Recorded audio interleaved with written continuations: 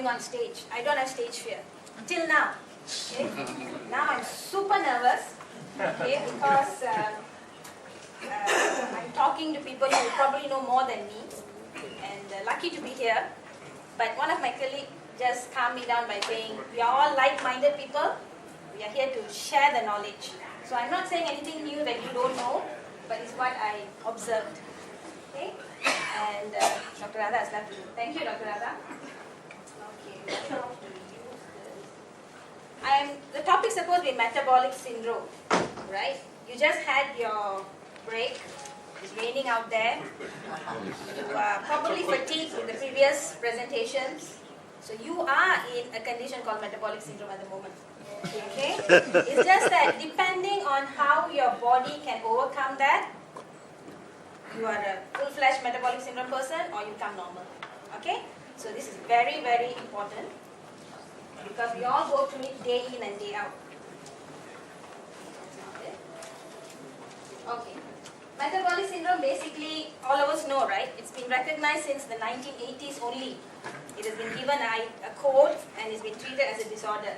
We all know it's a constellation of central obesity, insulin resistance, dyslipidemia, blood pressure, dysregulation, everything. Basically, what it means is just the criteria given there is a risk factor for cardiovascular disease.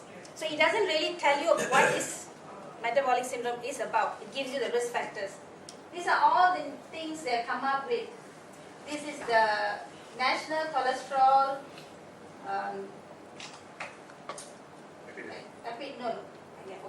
NCEP, ATP. This is one of the committees. This is WHO.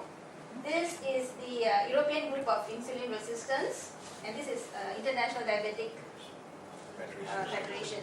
So they have all this, and each one has a different thing that they focus on. Like WHO says, insulin resistant must, plus two others. EGIR says hyperinsulinemia is a must, plus two others. IDF says central obesity is, So we are not going to talk about this. This we all know, and we have our own criteria to this thing. Now, if you see a person walking with a big tummy, you say he's metabolic syndrome, right? You see a girl coming in with PCOS, you say metabolic syndrome. Basically, metabolic syndrome consists of hyperglycemia, waist circumference, and you can just Google this. It's all in the computer. Nothing new. Endothelial dysfunction and atherogenic dyslipidemia. Okay. These are the four main things that we need to know. So this is what causes the whole problem. In real, what we want to talk about is metabolic syndrome is the underlying condition for all illnesses. That is the actual truth. You name whatever, you can pin it down to metabolic syndrome. So that gives us an advantage. If we can go down to the metabolic syndrome level for any problem, we can actually treat it upwards. It's going down to the molecular level, right?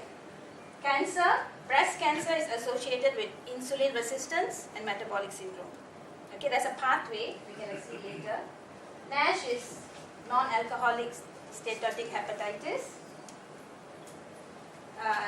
non-alcoholic liver disease, PCOS, estrogen dominance, atherogenic dyslipidemia, complications of diabetes. It's not proven yet, but it's going towards there that you don't have to bring down a patient's sugar level. You just need to treat the complications. Okay, there are people who have just treated the complications with sugar being above normal, who have fantastic, no retinopathy, no nephropathy, no neuropathy, 10, 15 years down. Okay, you can read about a pharmacist who has written his life story, how he has controlled his diabetes. Do not focus on bringing down the sugar.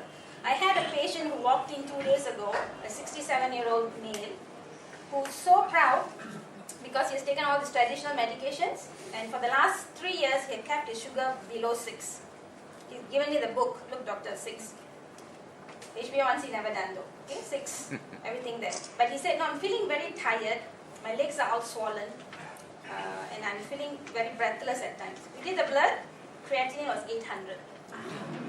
Okay, so it's not the sugar, it's the complications that we should focus, and the complications are happening because of metabolic syndrome. Okay?